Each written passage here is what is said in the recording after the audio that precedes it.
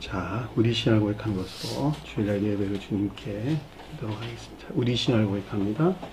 주님 예수 그리스도는 우리를 구원하신 주님입니다.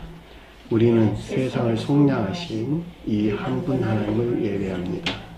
우리 주님 안에는 성부, 성자, 성령이 계시며 그의 인성은 신령입니다. 그러나 우리를 구원하시기 위하여 세상에 오셔서 을 취하셨습니다.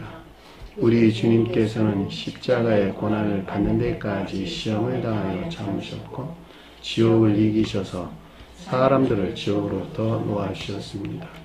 인성을 낳으신 신성에 그 인성을 통합하셔서 영화되셨습니다. 이 영화 없이는 아무도 구원을 받을 수 없습니다. 사람은 주님을 믿고 그의 계명을 지켜야 구원을 받습니다. 주님의 계명은 주님께서 우리를 사랑하신 것 같이 우리가 서로 사랑하라는 것입니다. 아멘.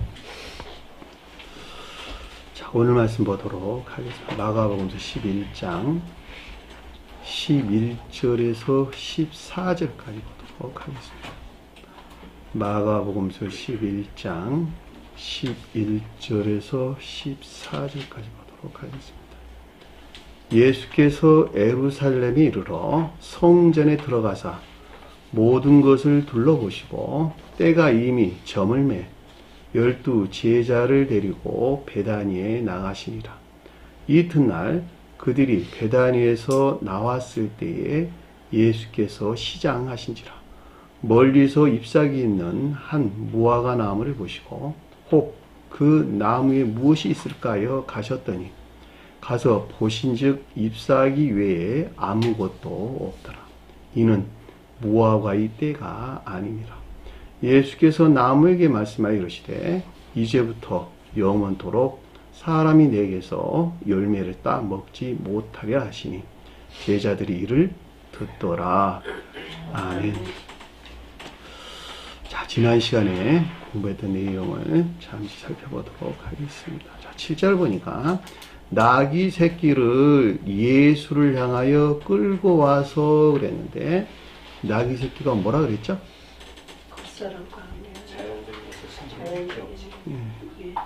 겉사람과 함께하는 자연적인 것들을 섬기는 낮은 외적인 합리적인 진리나 또는 지식들을 일컫는 말씀의 뜻이죠. 자, 그 이전에 무슨 내용이 있었냐 그랬더니 여러분들 다 공부한 내용들이죠.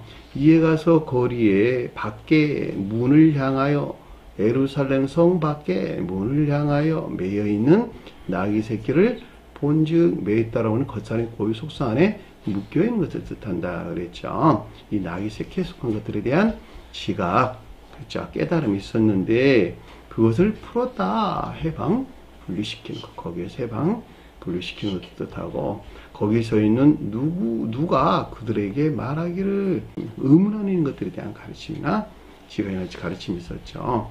나귀 새끼를 풀어서 무엇을 행하려냐 그러니까 나귀 새끼가 속박되어 있는 것, 분리 해방된 아직 제자 둘에서 비롯된 것들에 대한 의문이 있는 것을 뜻한다 그랬죠. 6절에 이에 예수께서 명령하여 말한 대로 그에게 말하고 말하니 그들을 허락하는지라 이랬죠. 종국에는 의문이 없는 확신 안에 있는 상태로 예수를 믿었다라고 하는 것을 잘 볼 수가 있습니다. 그리고 이어서 지금 7절에 언급돼서 나온 내용이었죠. 예수를 향하여 끌고 와서 라는 말은 무슨 뜻이었죠? 예수를 향하여 끌고 간다.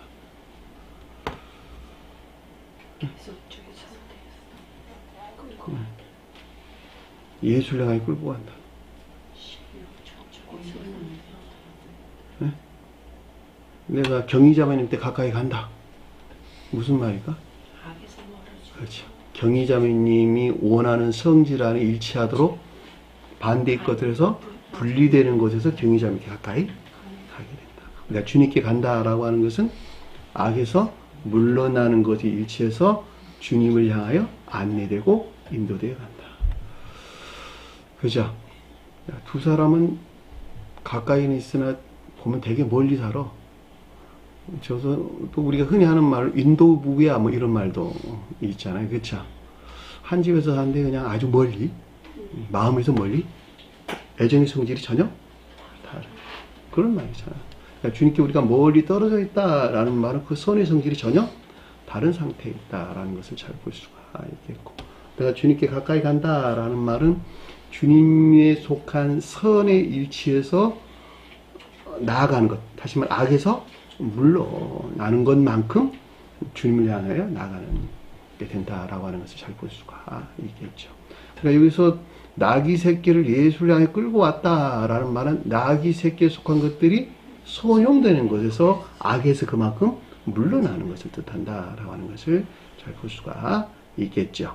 예수를 향해서 신령 천적인 존재, 속도에서는 신령 연적인 존재에서 주님을 향해서 이끌어오는 것을 뜻한다라고 하는 것을 잘 볼 수 있는데, 이 이끌어오는 것이 뭘 가리키는 것인가? 제가 방금 설명한 이런 상태를 가리킨다라고 하는 것을 잘 볼 수가 있겠죠.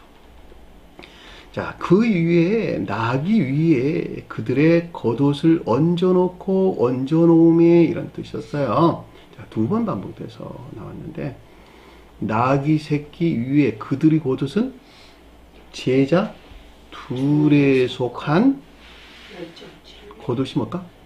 외적. 제자 둘과 결합된 외적인 진리들을 뭐가 떠받치고 있다? 나귀 새끼에 속한 것들이 떠받치고 있는 상태. 뒤에서 아래서 지탱하고 있는 종속된 질산의 상태를 뜻한다라고 하는 것을 잘 볼 수가 있습니다. 자, 이 가운데 있는 것들은 반드시 주님에게서 내려와야 되겠네요. 주님에게서 말미암는 종속된 질산이 있어야 되겠네요. 저와 여러분들로 가져오면은 거룩한 선에서 비롯된 종속된 질산에 있어야 되겠네요. 그 가르침이 그 위에 앉으시더라. 자, 주님께서 앉으셨다라는 말이 그런 뜻인 것을 잘 볼 수가 있겠죠. 종속된 질서란 말 무슨 말인지 아시겠어요? 지옥 안에 있는 자들은 정반대의 종속된 질서입니다. 의지에 속한 마음 안에 주님이 들어와 계신 게 아니라 누가 들어와 있다? 악마가 들어와 있어요.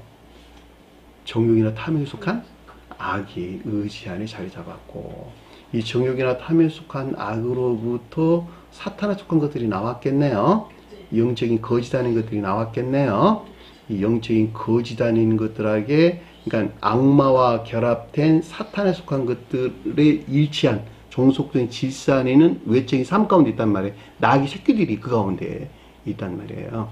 다시 말해 이 가운데 있는 것들을 섬기는 종속된 외적인 진리들, 외적인 함적인 진리들, 또는 이성적인 진리라고 똑같은 말씀의 뜻이에요. 그 가운데 놓일 수밖에 없다라고 하는 것을 잘 볼 수가 있겠죠. 이건 정반대의 질서 안에 있는 것이죠. 그러니까 한 사람이 거듭난다라고 하는 것은 천개의 질서에 위치하도록 질서를 바로잡아가는 거예요. 정리정돈해가는 거 이외에는 아무것도 가리키는 것이 아니란 말이에요. 그러니까 천개의 질서에 위치하도록 바른 질서, 바르게 정리정돈해가는 과정을 중생의 과정이라고 설명되어 있고, 온전한 질서 안에 놓이게 될 때 중생한 자가 뜻한다라고 하는 것을 잘 볼 수가 있겠죠. 그러니까 우리가 그 종속된 질서란 말이 무슨 뜻인가라고 하는 것을 잘 볼 수가 있습니다. 그러니까 저와 여러분들은 반드시 천개에 일치한 종속된 질서 안에 있어야 되는 거예요. 자, 8절. 이에 많은 자들이 그들의 겉옷을 많이 길에 펴며 그랬는데, 많은 겉옷을 이런 뜻이었어요. 이 종속된 질서 안에는 무수한 겉옷이라고 하는 외적인 진리들. 자, 길에 폈다 그랬는데, 호도스에 펴다는 말은 적용을 가리키는 말의 뜻이고, 길이라고 하는 것은 호도스가 가리키는 삶에 속한 교리 안에 있는 것을 뜻한다라고 하는 것을 잘 볼 수가 있습니다. 또 다른 이들은 나무에서 벤 가지, 잎사귀 많은 가지를, 이런 뜻이에요. 잎사귀 많은 가지를 들과 길 위에 펼치니, 이런 뜻입니다. 나무가 뭐라고? 선에 대한다. 나무가 성장한다라고 하는 것은 선이 증대된다 그런 말이에요. 이 같은 이유에서 성경 말씀에서 올리브 나무니 포도나무니 무화과 나무가 자주 언급되고 있는 것을 잘 볼 수가 있다 말입니다. 그러니까 올리브 나무는 천적인 사람을 표징하고 포도나무는 영적인 사람을 표징하고 무화과 나무는 자연적인 사람을 표징한다라고 하는 것을 잘 볼 수가 있겠죠. 그러니까 나무가 자란다라고 하는 것은 선이 증대되는 것. 자, 선이 증대되는 것만큼 거기에서 파생된 진리들이 있겠고 그 진리에 속한 합리적인 지식들이나 진리나 지식들이 나오겠네요. 그 합리적인 진리나 지식들을 오늘 이 시간에 나오는데 잎사귀가 이제 그것을 표징해 줬다라고 하는 것을 잘 볼 수가 있습니다. 그래서 나무에서 뱉다라고 하는 것은 선에서 나왔다 이런 말인 것을 잘 볼 수가 있겠죠. 그리고 잎사귀가 많은 가지 그랬으니까 합리적인 진리나 지식들, 진리 안에 있는 합리적인 진리나 지식들을 가리킨다라고 하는 것을 잘 볼 수가 있겠죠. 저와 여러분들이 그 가운데 있다 이런 말이에요. 다른 사람 생각하지 마시고 자기 자신에게 끄집어오면 돼. 그러면 어려운 말 하나도 없어. 그냥 다 알아들 수 있어. 공간으로 가지고니까 무슨 말인지 못 알아들어. 아니 내 안에서 일어난 일들이구나. 내가 선이 성장해야지 이 선으로부터 잎사귀가 가리키는, 잎사귀가 많은 가지가 가리키는 합리적인 진리나 지식들이 여기서 나오는구나. 쉽게 이해될 수 있는 것이잖아요. 그랬더니 어떻게 했다고? 들과 길 위에 펼치니 이렇게 길이 아그로스란 원래 성경에서 들판 또 밭을 일컫는 말씀의 뜻인데 여기서는 천적 영적인 교회죠. 들판이라는 말로 이해될 수가 있겠고 그 다음에 길은 호도스라는 말이었어요. 이 가운데 있는 삶에 속한 교리 안에서 펼쳤다라고 하는 적용이 있는 것을 뜻한다라고 하는 것을 잘 볼 수가 있습니다. 질서를 바로잡는 건 한 날 된다 안 된다? 아주 오랜 시간이 걸리는 거예요. 자, 9절에 보니까 이 앞에서 가고 뒤에서 따르는 자들이 소리 지르되 그랬는데 앞에서 가고 뒤에서 따른다라는 말은 주님으로부터 인도되고 있는 계속적인 질서 안에 있는 것이란 뜻이겠죠. 자, 주님으로부터 인도된다라는 말은 무슨 말일까? 바꿔 말하면 저와 여러분들 가져오면 그렇죠. 선으로부터 주님이 내 안에 들어와 계신 선이에요. 기억하세요. 제가 강조하는 것은 주님 그러면 저기 높은 데 계신 걸로 생각해. 그러지 말고 주님은 선 그 자체시라고. 내가 선 안에 있단다면 주님은 내 안에 영접된 거야. 이해되셨나요?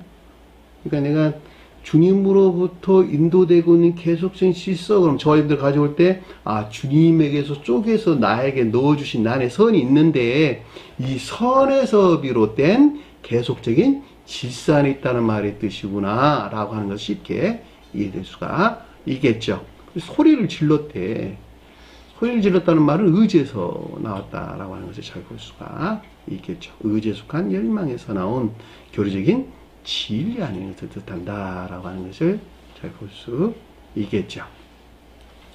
성경 말씀의 문자의 뜻 안에는 이 같은 영적인 비밀들이 다 간직되어 있다라고 하는 것을 잘 볼 수가 있습니다.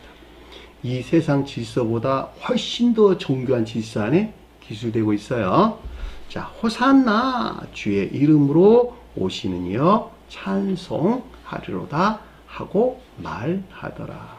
자, 호산나라고 하는 것은 오 구원하소서 이런 뜻이죠. 오 구원하소서. 그러니까 온 인류를 구원하시 주님에 대한 고백인 것을 잘 볼 수가 있겠죠. 일반적으로 온 인류의 구원의 대입을 성취하시 주님에 대한 고백을 뜻하고 저와 여러분들을 직접적으로 가져올 때에는 속뜻에서는 천적 영적인 교회에 속한 자들이 구원의 대입을 성취하실 신령 영적인 존재로서 다윗의 측면에서 주님을 가리킨다라고 하는 것을 잘 볼 수가 있겠죠. 그래서 아래서 다윗이라는 이름이 나오는 거예요. 이해되셨나요? 우리가 다윗과 솔로몬을 구분했죠. 다윗은 그렇죠. 시험을 통해서 영화되신 신령 인성으로서 주님을 가리킨데 이분이 신령 진리 안에 있는 주님이셔. 그러니까 신령 진리 측면에서 시험을 겪으셨단 말이에요. 그리고 신령 평화 안에 있는 상태를 솔로몬이 표정했다. 그러니까 솔로몬은 신령 선 그 자체 안에 계신 주님을 우리에게 설명해 줬다라고 하는 것을 잘 볼 수가 있겠죠. 자, 주의 이름으로 오시니여 찬송하리로다. 자, 주님의 이름, 주님이 신령 선. 아주 구체적으로는 교리 안에 존재하는 신령 선으로서 주님을 가리켜서 주님이라 그랬어요. 이름은 뭘까? 주님의 이름. 진실자매님.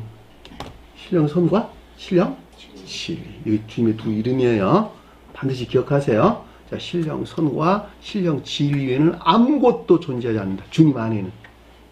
이 주님의 두 이름에서 파생되어 나오는 것은 오직 사랑에 속한 선하는 것들이나 믿음에 속한 진리 안에 있는 것들 외에는 아무것도 존재하지 않는다. 그러면 주님의 나라를 가리키는 천계나 교회는 오직 어디 있다? 선과 진리 안에 존재한다. 저와 여러분들이 선과 진리들이 영접 수용된 상태에 있지 아니한다면 천계나 교회 안에 들어갈 수 있다 없다? 결코 불가능하다. 무슨 말 아시겠어요?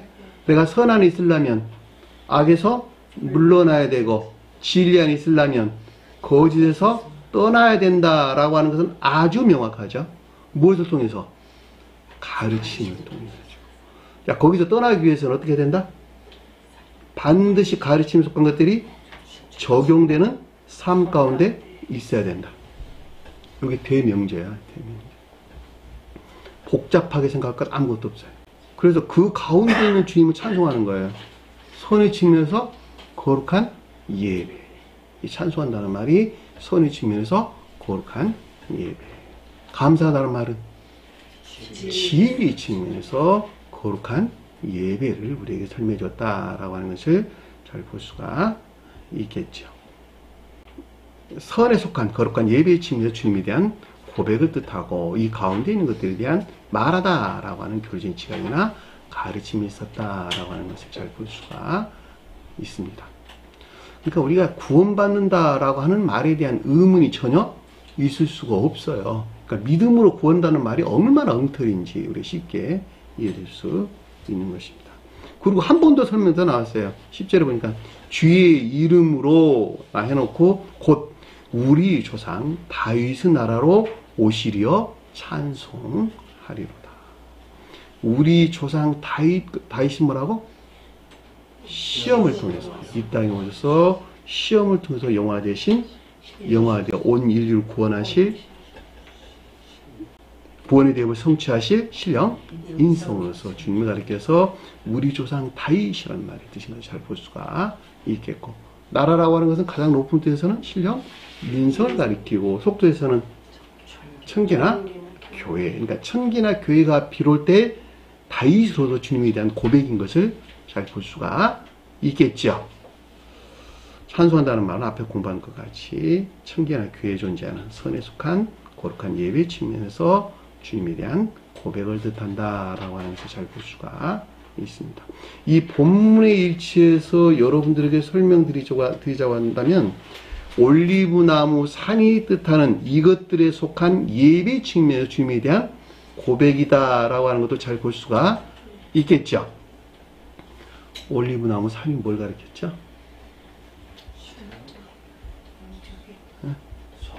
올리브나무는 뭐예요? 신령 천적인 것들. 신령 천적인 것들은 진리가 그 자체로 모두 선 안에 있다. 거룩한 선 안에 있다. 이런 뜻이요. 그러니까 신령 천적인 것이라고 말하든 진리가 그 자체로 거룩한 선 안에 있다고 말하든 내나 동일한 거예요.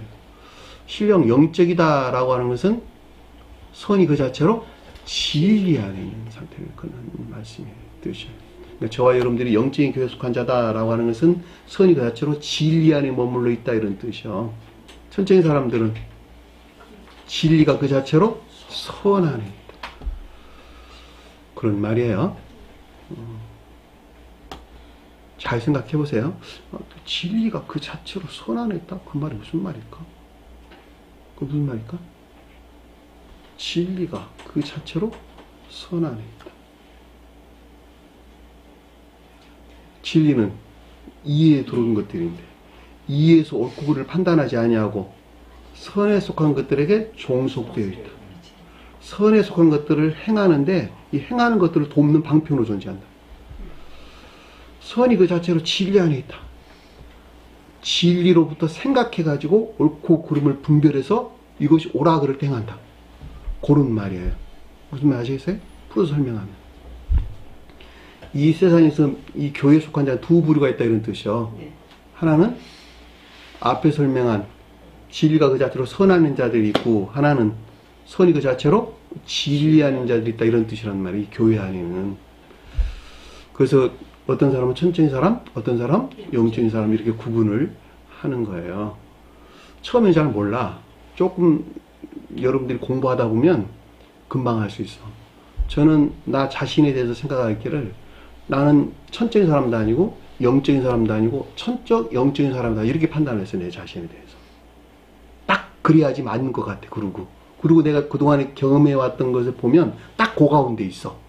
나는 천적인 사람도 아니에요. 그리고 영적인 사람도 아니고 요 중간에 딱 머물러 있어. 휘장으로 성막에서 보면 휘장이 머물러 있는 정도라고 여러분 이해하시면 좋을 듯 싶어요. 근데 스베덴보리 사도가 쓴 책을 쭉 보다 보면 그 말도 나와. 천적 영적인 사람이 아니고선 가리킬 수 없다. 왜냐하면 이 진리 안에는 모든 것들이 선에서 직접적으로 파생되어 나오기 때문에 그러는 거예요. 그리고 말을 할 수 있는 능력, 논리, 이런 모든 것들은 진리 안에 있는 것들이기 때문에 이 선에서 나온 진리 안에 있지 않은 이런 논리도 있을 수 없다는 거예요. 그러니까 저 세상에서 가리키는 사람들은 전부 다 천적, 영적인 선사들이다 이렇게 스베덴보리는 설명을 하고 천적인 사람들은 못 가리킨다는 거예요. 천적인 사람이라 할지라도 모르는 사람이 있다는 거예요. 이 가르침을. 네? 난 그 말이 굉장히 놀랬고 처음에. 근데 지금 제가 이해를 할 수가 있을 거예요. 아, 그분이 천적인 사람이라 할지라도 이 가르침을 잘 모르는 사람도 있다. 그렇게 스베덴보리 사도는 설명을 한다는 말이에요. 그죠? 여러분들이 곰곰이 생각해보면 그 말이 맞아요. 가르치는 것을 직접적으로 받아서 행하는데 이것을 교리적으로 이해하려고 하지를 않으니까 이런 일이 있을 수 있다는 말이에요. 마치 어린아이와 같은 상태로 바뀌기 때문에 어린아이들이 어떤 논리로 무슨 말하고 그러지는 않잖아요. 그냥 가르치는 거 그냥 바로 행하는 것이지. 그래서 이제 이런 가르침들이 이제 나온 것 같아요.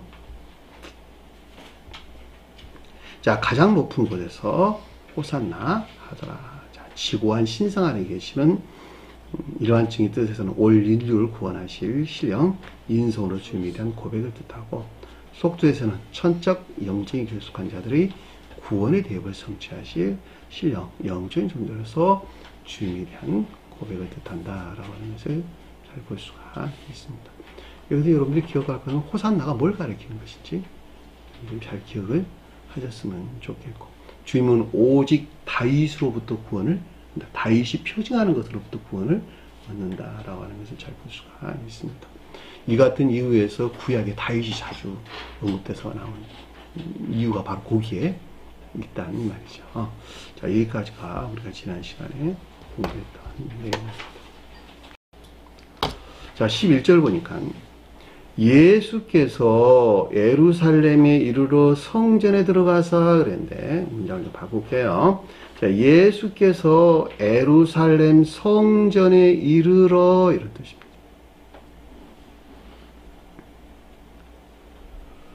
여기서 예루살렘은 히에루살루마라는 뜻으로 가장 높은 뜻에서는 신령 장막 안에 있는 것. 자, 신령 장막 안에 있다라는 것은 신령 합리적인 것들 안에 있다 이런 말로도 같은 말의 뜻이에요. 신령 합리적인 것들은 신령 장막 안에 있는 것들 그런 말씀의 뜻이고, 신령 합리적인 것들은 반드시 신령 천적인 존재와 하나로 결합되어 있어야 돼요. 자, 개인으로 가져오면 신령 천적인 것들은 의지에 속한 것들이란 말로 이해될 수 있고, 신령 장막에 속한 것들은 이에 속한 것들이란 말로 이해될 수 있어요. 하나로 개인으로 가져오면. 자, 성소에서 가져오면 신령 천적인 것들은 지성소에 속한 것들이란 말로 이해될 수가 있고, 예루살렘에 속한 것들은 휘장에 속한 것들이란 말로 이해될 수가 있겠네요.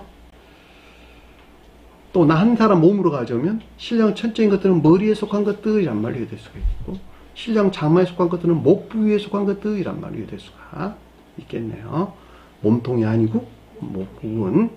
이 같은 이유에서 목 윗부분은 영적 천적인 것들이란 말로 설명했고, 목 아래 부분은 천적 영적인 것들이란 말로 설명을 했어요. 그 교리에 대한 이해를 돕기 위해서 제가 여러분들의 비유로 설명을 드리는 거예요. 용어들이 많은데 이게 도대체 어떤 상태를 가리킬까 헷갈리잖아. 그렇죠? 제가 설명드린 내용을 여러분들이 끄집어오면 요런 상태를 좀 우리에게 설명해 주시는구나 라고 하는 것을 잘 볼 수가 있겠죠. 근데 예루살렘 성전에 그랬는데 이 교리 안에 있는 예루살렘에 속한 것들이란 뜻이에요.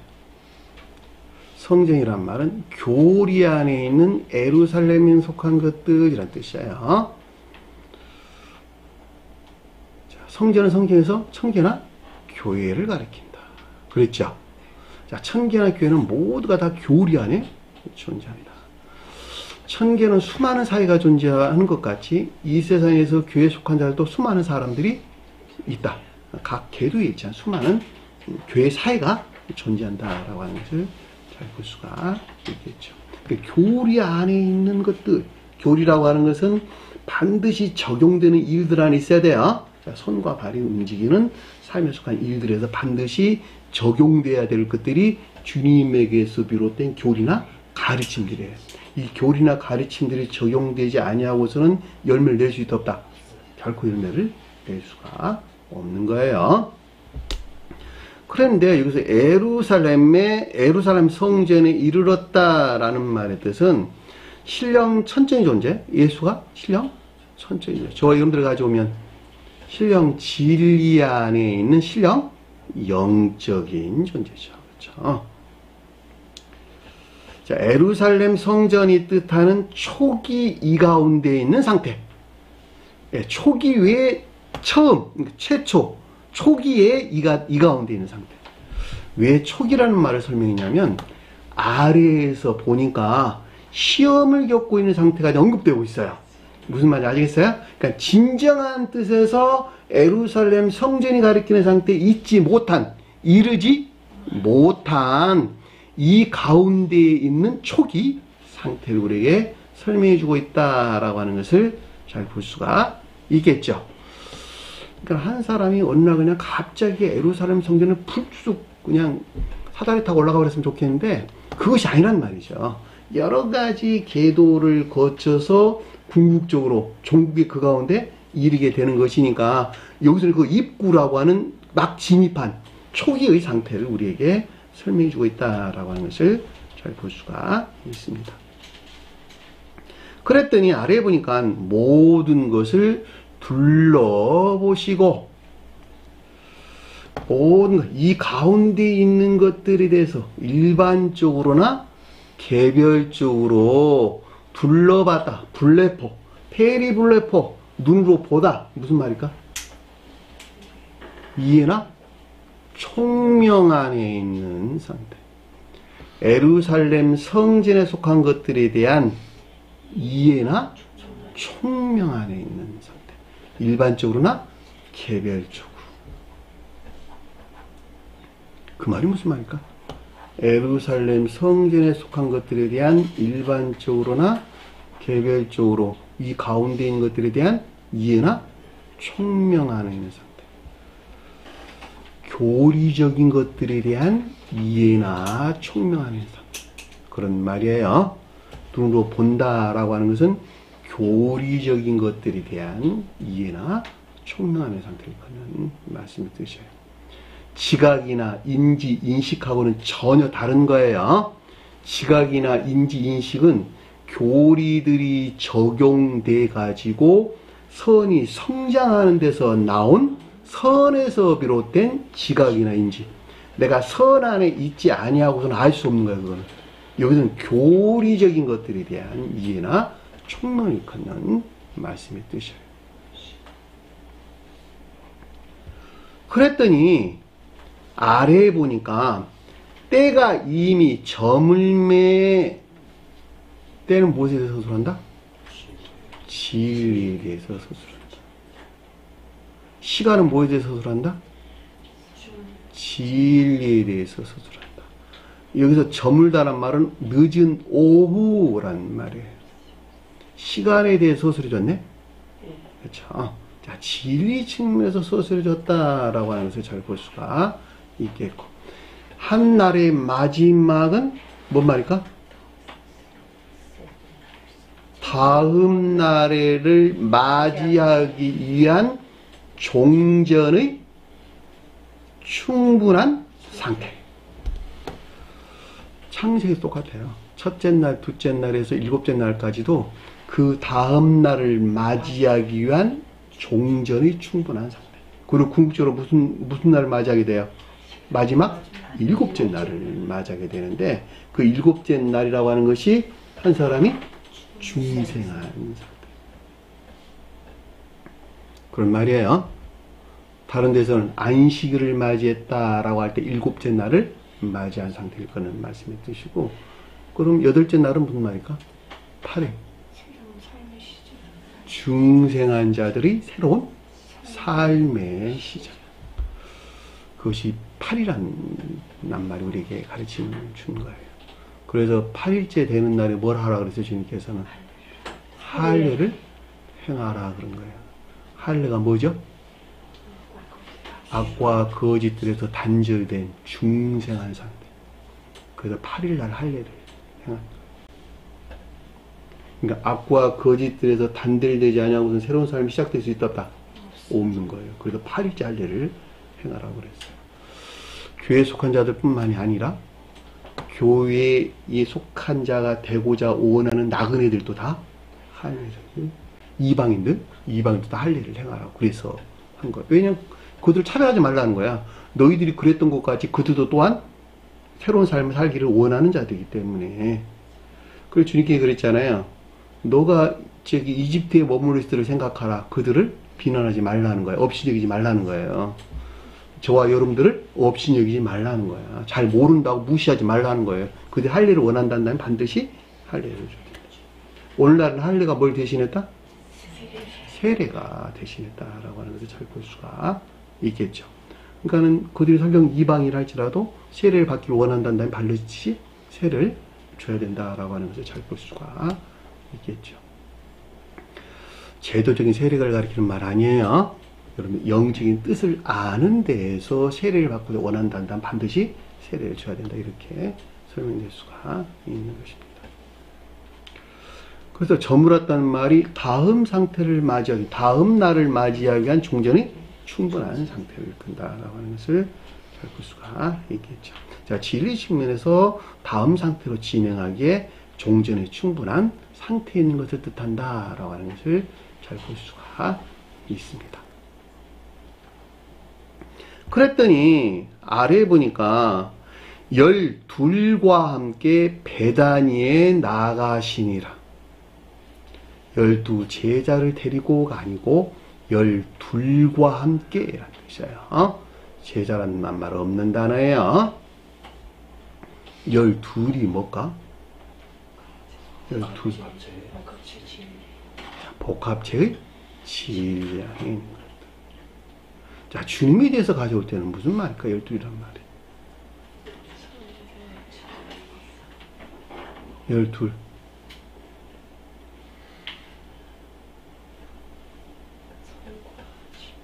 여러분들이 그동안에 공부를 아주 알차게 잘했으면 잘 알 텐데, 가장 높은 뜻, 추상적인 뜻에서 12은 교리 안에 있는 신령 진리를 표현하는 거예요. 교리 안에 있는 신령 진리가 12이라고. 추상적인 뜻에서 주님이 대해서 서술할 때, 저와 여러분들이 가져올 때는 교리 안에 있는 복합체의 진리. 자, 12이라고 하는 것은 잘 아는 것 같이 144니 14만 사신 다 같은 것이죠. 그 가운데 있는 모든 자들을 가리킨다라고 하는 것은 그 가운데 있는 개별적인 형체들을 가리킨다라고 하는 걸 잘 볼 수가 있겠죠. 신령 진리에 속한 개별적인 형체들이 12이라니까 12사도들을 가리키는 말씀의 뜻이라고. 선하는 자들을 12사도라고 불렀고 진리하는 자들을 12제자라고 불렀다는 말이에요. 저희가 구원을 받는다라고 하는 것은 주님의 신령 진리에 속한 개별적인 형체 안에 들어가는 걸 일컫는 말씀의 뜻이요. 그렇죠? 자, 신령 진리가 일한다라는 말은 누가 일한다는 거예요? 저 세상에서 천사들이 일하고 이 세상에서는 12사도나 12제자들이 일한다 이런 말이에요. 제가 이 말을 하는 것은 나도 잘 알지 못하는데 주님께서 이렇게 저리 물론 그런 섭리가 있긴 해. 그럼에도 불구하고 나는 잘 알지 못하는데 주님이 이렇게 저렇게 인도해서 이렇게 했다. 이런 말은 성립되지 않는다고. 내 자신이 주님을 향한 애정 안에 있을 때 가능한 이야기야, 그 말이. 무슨 말인지 아시겠어요? 내가 주님을 향한 애정이 없는데 이런 일을 일어날 자체가 일어나지 않는다니까. 그 애정이 어디서 나왔으니까? 주님에게서 온 내 안에 있는 주님 자신이라고. 사랑이라고 말하든 애정이라고 말하든 다 선에 대해서 서술해 준다라고 하는 것을 잘 볼 수가 있겠죠. 그렇죠? 그 애정이 없이는 여기 와 앉아 있을 수가 없어. 그 애정이 주님에게서 온 것이기 때문에 아, 내 안에 이미 주님이 들어와 계시는구나. 사랑으로, 애정으로, 다른 말로 선으로. 그 가운데 그 사람이 일하는 것이 신령 진리에 속한 주님의 활동이란 말이에요. 활동. 여기 써졌다는 신령 활동. 네? 신령 활동. 자세하게 여러분들이 기억을 하시라는 거예요. 주님과 저와 여러분들은 분리될 수 없어. 그냥 한 몸 안에 있어. 한 몸 안에. 그래서 12에 대해서 서술할 때는 교리에 존재하는 주님에 대해서는 천적 합리적인 진리 안에 있는 것들을 가리킨다라고 하는 것을 잘 볼 수가 있습니다. 왜 천적 합리적인 진리라고 말을 하냐면 신령 진리는 신령 선과 그 자체로 결합되어 있다는 말이에요. 그러니까 여기서는 신령 진리 안에 있기 이전의 천적 합리적인 진리 안에 있는 것들. 이것들이 반드시 어디에? 신성과 결합돼야 되겠네요. 왜? 그래야지 신령 진리 안에 있게 될 것이니까. 그래야지 그때 주님에 대해서 뭐라고 불렀어요? 그리스도라고 부를 것이니까. 그러니까 교리에 존재하는 천적 합리적인 진리가 아직은 신성과 또는 신령 천적인 존재와 합일된 신령 장막 안에 있지 못한 이런 말이겠죠. 왜냐하면 배단이 있다는 말은 이것들이 측면에서 지금 시험을 겪고 있는 상태로 이렇게 설명해 주는 것이니까 배단이가 뭐라고? 고통받는 자의 집. 영적인 시험을 겪고 있는 상태를 일컫는다라고 하는 것을 잘 볼 수가 있단 말입니다. 자, 영적인 시험을 겪는다라는 말의 뜻은 진리가 거룩한 선에 활탁되어 있지 못한 상태. 시험을 겪고 있다는 뜻이에요. 진리가 어디 머물러 있어서? 겉사람의 고유 속성 안에 머물러. 주님에 대해 서술할 때는 인간 속성 안에 머물러 있는 상태이다. 그래서 시험을 겪는 거예요. 그러니까 신성과 결합되어 있지 못한 상태를 가리킨다라고 하는 것을 잘 볼 수가 있겠고. 자, 저와 여러분들이 가져올 때는 복합적 진리들이 주님에게서 쪼개 넣어준, 주님에게서 주입된 거룩한 선과 결합되어 있지 못한 이런 말이겠죠. 결합되어 있지 못한 이것들이 측면에서 영적인 시험을 겪고 있는 상태를 가리킨다라고 하는 것을 잘 볼 수가 있습니다. 자, 중생한 자들은 진리가 그 자체로 선 안에 있어. 제가 설명했어요. 그랬죠. 그랬더니 여기서는 지금 진리가 그 자체로 선 안에 있지 못하고 진리가 그 자체로 어디에 머물러 있다? 겉사람 고유 속성에 속한 아까운 데 머물러 있어. 이 악에서 떨쳐내려니까 영적 시험을 겪는 거예요. 그 말이 배단이라는 뜻인 것을 잘 볼 수가 있겠죠. 주민도 신성의 측면에서 그 가운데 있는 상태를 우리에게 설명해 준다라고 하는 것을 잘 볼 수 있겠죠. 그랬더니 아래에 보니까 이튿날 그들이 베다니에서 나왔는데 이런 뜻입니다. 이튿날이란 말이 무슨 말일까? 예, 전자에서 이어지는 계속적인 상태를 가리킨다라고 하는 것을 잘 볼 수가 있겠죠. 자, 그들이 베다니에서 나왔는데 라는 말의 뜻은 베다니가 뭐였다고? 영적인 시험. 자, 영적인 시험을 통해서 비롯되었다라고 하는 걸 잘 볼 수가 있겠죠. 다시 말하면 영적인 시험을 겪지 아니하고서는 안 된다 이런 뜻이요. 영적인 시험이 없이는 악에서 물러날 수 있다 없다? 결코 없다. 그러니까 영적인 시험을 통해서 악에서 물러나고 악에서 물러나는 것만큼 선이 주님으로부터 주입되어 성장하겠네요. 마치 태아가 엄마 뱃속에서 성장하는 것 같이 성장하는 거예요.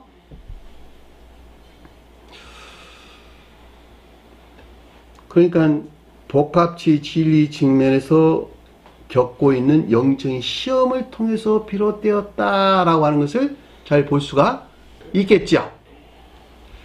저와 여러분들은 선에 대해서 시험을 겪는다, 진리에 대해서 시험을 겪는다.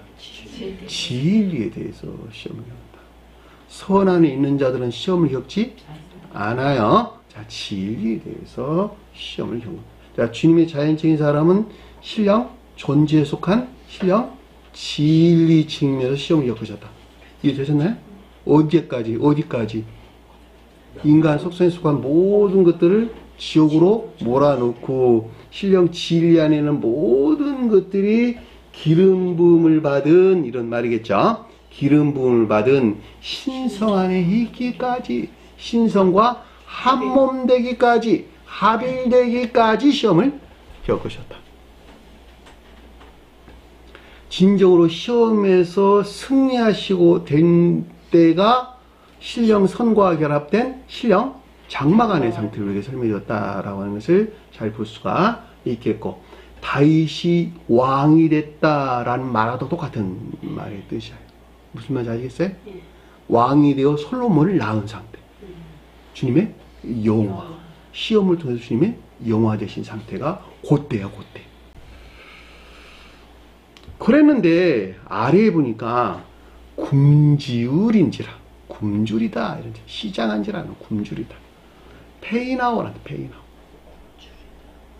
굶주리다. 무슨 말일까? 선의 결여. 선이 결여나 황폐 상태. 선이 결여되거나 황폐 상태에 있어서 어떤 상태? 선을 전유받고자 하는 열망 안에 있는 상태. 여기까지 이름 붙여서 설명하셔야 돼요. 자, 선이 결이나 황폐 상태에 있어서 선을 전유받고자 하는 열망 안에 있는 상태. 그것이 굶주리다라는 뜻이에요. 여러분 배고프나요? 배고프면 먹고자 하는 열망이나 갈망이 있겠네요. 그렇죠? 빵을 먹고자 하는 열망이나 갈망이 있겠네요. 굶주린데 배고픈데 먹고 싶은 마음이 없어. 그건 비정상이다. 그렇죠? 성경 말씀도 똑같아요.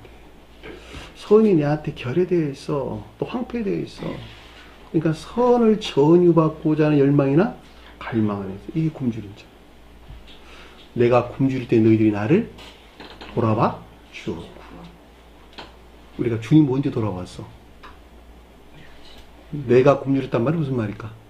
주님이 굶주렸다는 거예요? 내가 굶주렸다는 거예요? 내가 굶주렸다. 내 안에는 선이 굶주린 상태에 있다. 이런 말이야. 주님이 굶주렸다는 말이 뜻이고 그 말이. 주님은 굶주릴 수 있어요? 없어요? 굶주릴 수 없다니까. 주님에게서 전유된 빵을 쪼개 먹은 선이 내 안에 있어야 되는데 이것이 없어. 주님이 굶주린 상태야. 내가 헐벗었어. 무슨 말일까? 진리 안에 있지 못한, 진리가 결핍된 상태. 진리들 안에 있기를 원하는 열망하는, 갈망하는 상태. 헐벗의 나를 옷 입혀줬고. 그런 말이네. 그쵸? 성경 말씀은 이렇게 이해해야지 맞지. 저와 여러분들의 주님이 굶주리거나 헐벗은 일이 없어야 되겠네요. 반드시 이것들을 향한 전유받거나 또는 임유받고자 하는 열망이나 갈망 안에 반드시 있어야 된다라고 하는 것을 잘 볼 수가 있단 말입니다. 여기서 주님에 대해 서술할 때 굶주린다는 말은 신성의 측면에서 이 가운데 있는 상태. 그러겠죠. 저와 여러분들 가져올 때는 주님에게서 쪼개 넣어줄 거룩한 성의 측면에서 이 가운데 있는 상태를 가리킨다라고 하는 것을 잘 볼 수가 있겠죠. 그랬더니 13절 보니까 멀리서 잎사귀 있는 무화과를 보시고 무화과 나무를 보시고 이런 뜻입니다. 멀리 있다는 말은 무슨 말일까? 멀리 있다. 선에서 멀리 있는 상태. 네, 오케이. 맞는 말이네요. 자, 주님이 서술할 때는 신성에 속한 신령 장막에서 멀리 있는 상태. 저와 여러분들이 가져올 때는 천적 영적인 교회로부터 멀리 있는 상태. 그런 말이네요. 뭐다. 제가 진실자입니까? 내가 너무 멀리 떨어져 있어 라는 말은 육체에서 멀리 떨어져 있어 라는 말이 아니라 아까 우리 공부했던 것 같이 선의 측면에서, 애정의 측면에서 멀리 있어 이런 말이네요. 가깝게 있으나 멀리 있어 라는 말도 똑같은 말의 뜻이네요. 세상의 사람들 흔히 하는 말들 중에 우리가 얼마든지 이해해 볼 수 있다라고 하는 것을 잘 볼 수가 있겠죠. 그랬는데 잎사귀를 가지고 있는 소유한 이런 뜻입니다. 무화과 나무를 보시고 이런 뜻이겠네요. 잎사귀는 뭘까? 잎사귀. 합리적인 진리나 지식. 여기서 어디서 나온 것? 주님에게서 나온 것. 무화과 나무가 자라서 가지를 냈고 가지에서 잎사귀가 나오는 것은 어디서 나왔다? 태양에서 내려온 거예요. 천개의 태양이신 주님에게서 온 천적 합리적인 진리나 지식 안에 있는 것들. 그 말이 잎사귀라는 뜻이에요. 어디에서 나왔어? 어디에 뿌리를 두고 나왔어요? 무화과 나무가 가리키는 자연적인 선이 바탕이 돼가지고 그 위에서 자랐어. 그 위에서 천개의 태양이신 주님으로부터 자라서 나온 천적 합리적인 진리나 지식 안에 있는 것들. 그런 말이에요. 그러니까는 천적 영적인 궤에 이르지 못한 신령 장막에 이르지 못한 멀리 떨어져 있는 자연적인 선에서 비롯된 교리들에 속한 기억지의 천적 함적인 진리나 지식 안에 있는 것들이란 뜻인 것을 잘 볼 수가 있겠죠. 왜냐하면 자연적인 선에서 뿌리를 내리고 지금 주님에게서 온 것이니까 내가 무화과 나무가 가리키는 자연적인 선 안에 있어. 그런데 함적인 진리나 지식들은 어디서 나왔냐? 나의 총명? 나의 잘남? 주님에게서 왔단 말이야. 주님에게서 온 잎사귀들이라고. 이 가운데 있는 것들이란 내적인 지각, 에이동이라는 말의 뜻인 것을 잘 보시고 한다는 에이동이라는 뜻인 것을 잘 볼 수가 있습니다.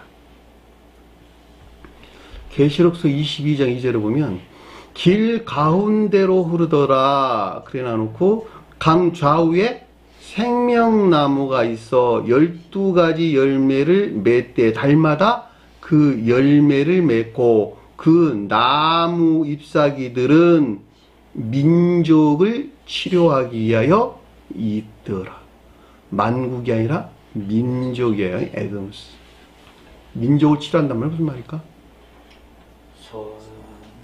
악의 정화를 통한 선안에 있기 위해서 있더라. 무엇이?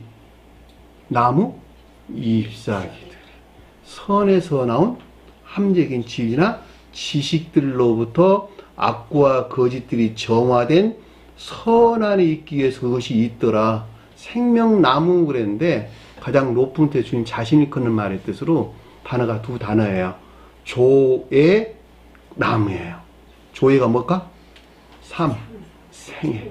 나무는 뭘까? 선에서 나온 능력 안에 있는 것들.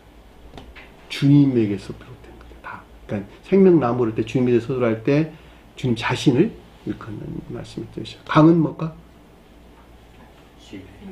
넉넉한 진리나 지식들. 저와 여러분들이 기억제 안에 들어와 있는 넉넉한 진리나 지식들이 강이란 말이에요. 강. 열매는 뭘까?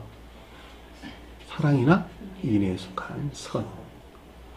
그런 말이에요. 그래서 잎사귀가 거기서 언급돼서 나왔다라고 하는 것을 잘 볼 수가 있습니다.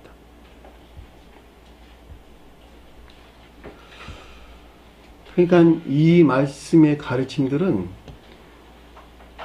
자연적인 선안에 있는 자들이 반드시 무엇을 위한? 올리브 나무가 가리키는 것들을 위한 선용의 목적 안에 있어야 된다. 그런 말이에요. 자연적인 선안에 있는 자들이 포도나무를 위한 선용의 목적 안에 있어야 된다. 자, 올리브나무도 배제된, 포도나무도 배제된 자연적인 선안에 있다 한다면 이것은 어디에 머물리는 자들일까? 지옥의 경계에 머물리는 자들이다. 진리 어디에 머물러 있다? 겉사람의 고유 소소 안에 머물러 있다. 제가 여러분들에게 자주 설명한, 난 여러분들 영혼을 사랑합니다. 영혼을 사랑해서 난 여러분들을 섬기는 거예요. 자연적인 선안에 있는 거예요. 뭐 하려고? 그 영혼을 어디 안내하려고? 천계로 안내합니다. 올리브나무나 포도나무가 뜻하는 상태로 안내할 목적에서 여러분들을 섬기는 자연적인 선안에 있습니다. 이런 뜻이요. 여러분들 영혼을 사랑한다는 말이 그런 뜻이란 말이에요. 영혼이 뭐니까? 그 사람이 가지고 있는 사랑이라고, 사랑. 제가 자주 설명한 내용이야. 자, 영혼을 사랑할 목적이 배제돼 버린, 배척된, 단순하게 여러분들을 섬긴다라는 말은 무슨 말일까 그러면? 주님 입장에서 볼 때는 전혀 의미 없는 일이야. 전혀 의미 없는. 세상 사람도 그런 사람들 많아. 세상 사람. 그래 안 그래요? 아니 세상 사람들 많잖아. 자연적인 선하는 사람들. 저와 여러분들은 영혼을 사랑할 목적에서 비롯된 섬기는 자가 되고 종노릇하는 자가 돼야 된다라고 하는 것을 잘 볼 수가 있겠죠. 아, 여기서 떠나가지고는 무슨 일이 있겠냔 말이에요. 그러니까는 종속된 질서하는 나귀 새끼들은 반드시 뭘 우르르고 있어야 돼요? 올리브나무나 포도나무를 우르르고 있어야 돼요. 그래서 종속 질서란 말이 나오는 거야. 올리브나무가 포도나무가 사실은 내 안에 있는 주님이라고 그것이다. 그래 안 그래요? 그래서 주님께서는 마태복음 28장에 뭐라고 설명했냐? 28장 10절 예수께서 나와 말씀하시 이르시되 하늘과 땅의 모든 권세를 내게 주셨으니 너희는 가서 모든 민족으로 제자를 삼아 아버지와 아들과 성령의 이름으로 세례를 주. 궁극적인 목적이 이게 영혼을 사랑하라는 거예요. 영혼을 사랑하라는 거예요. 마가복음 16장에도 똑같이 나오죠. 온 천하에 다니며 만민에게 복음을 전파하라. 똑같잖아. 그렇죠? 믿고 세례를 받은 자는 구원 얻을 것이요 믿지 않는 자는 정죄를 받으리라. 그리고 믿는 자들에 대한 징표를 아래에서 설명돼서 나온 것을 잘 볼 수가 있단 말입니다. 더 중요하게 요한복음서에서 뭐라고 설명해서 나왔어요? 시몬 베드로에게 요한아 내가 나를 사랑하라. 내 양을 쳐라. 영혼을 사랑하느냐. 요한이 뭐니까? 삶 그 손과 발이 움직이는 삶 그 자체 안에서 너가 자연적인 선 안에 있느냐. 이 자연적인 선은 반드시 올리브나무나 포도나무를 위한 선용의 목적 안에 있어야 된단다. 아 그래야지 이들이 아버지와 아들과 성령으로 세례를 받지. 제가 여러분들을 사랑한다는 말이 다 그런 뜻이란 말이죠. 영혼을 사랑한다. 사람을 사랑하는 것이 아니라 영혼을 사랑한다. 그 선한 마음을 사랑한다 이런 뜻이요. 이 진리 안에 나와 계시는 선한 마음을 사랑합니다 이런 뜻이란 말이죠.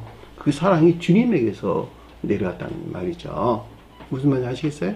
요 사랑이 없이는 여러분들 하나가 될 수 없어요. 이 성호적 사랑 안에 있어야 된다. 공부했죠? 혼인의 상호의 인애. 공부했잖아. 이 사랑이 서로 있어야 된다니까. 그 사랑이 영혼을 섬길 목적 안에 있는 상호적 사랑이고 일이란 말이야 다.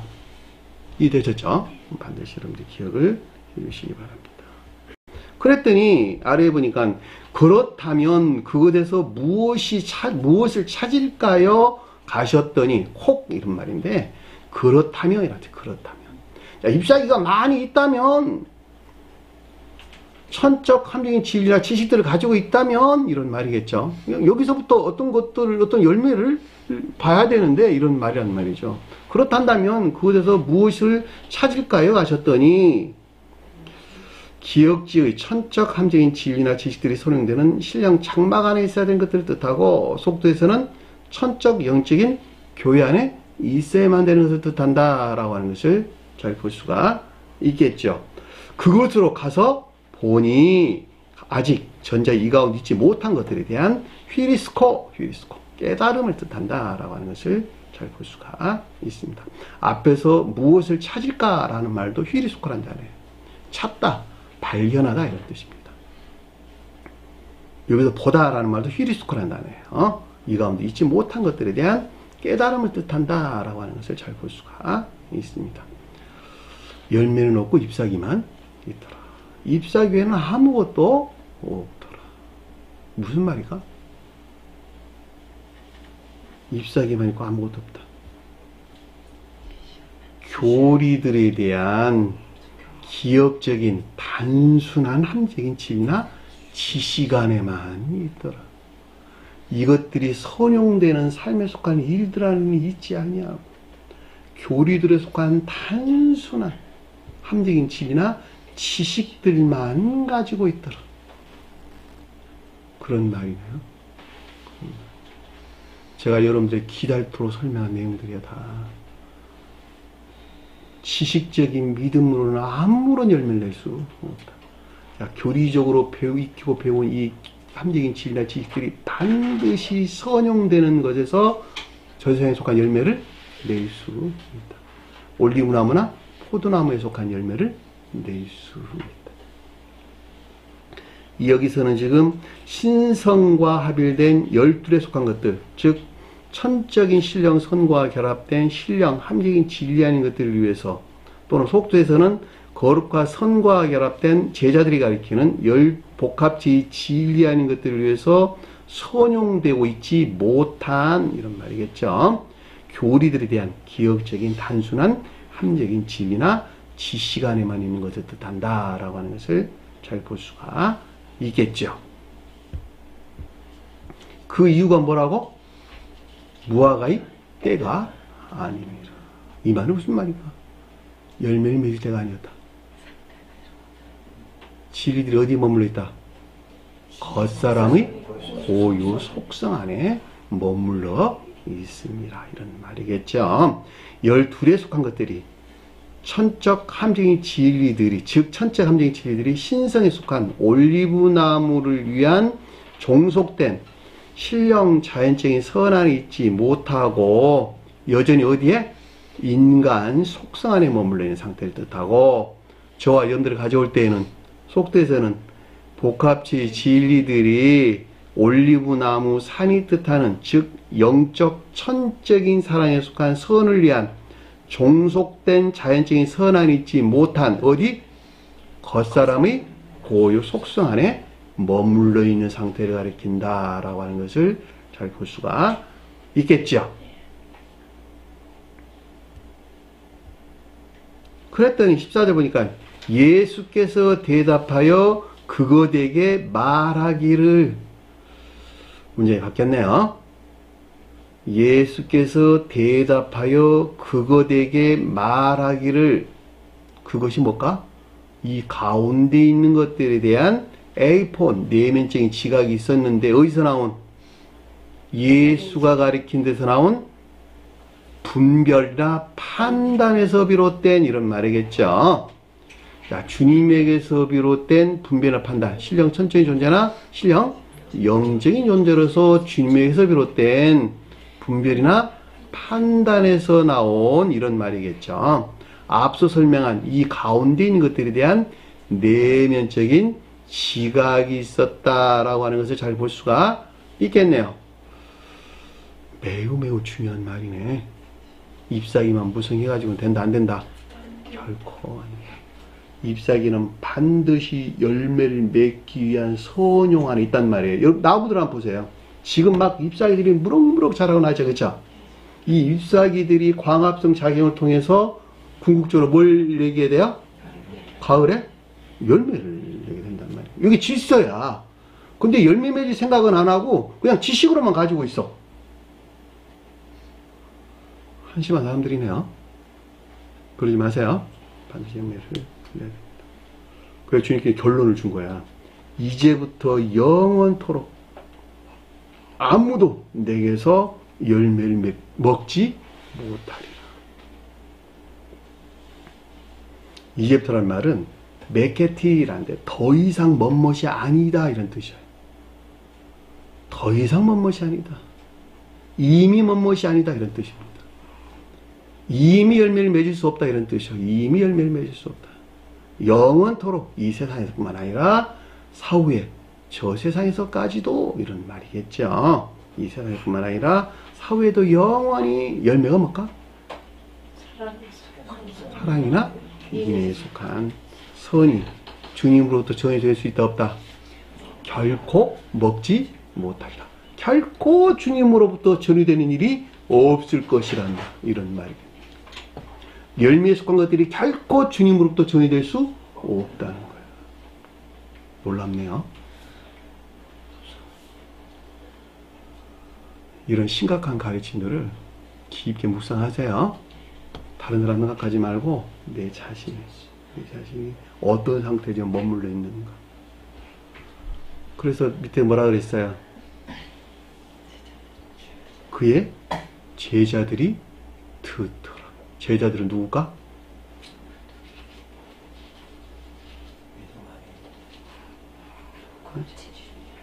이 영적인 비에 속한 가르침들에 대하여 주님에게서 비롯된 천적 영적인 진리하는 것들에 대하여 아쿠 듣다는 말은 무슨 말일까? 의지에 속한 지각 가운데 있게 된다. 자, 의지에 속한 지각 가운데 있다라는 말은 뒤에서 뭐가 따라온다? 순종과 복종이 따라오는 것에서 성전에 들어가서 내 마음 안에 성전에 들어가서 내 마음의 성전에 들어가서 뭘 쫓아냈다?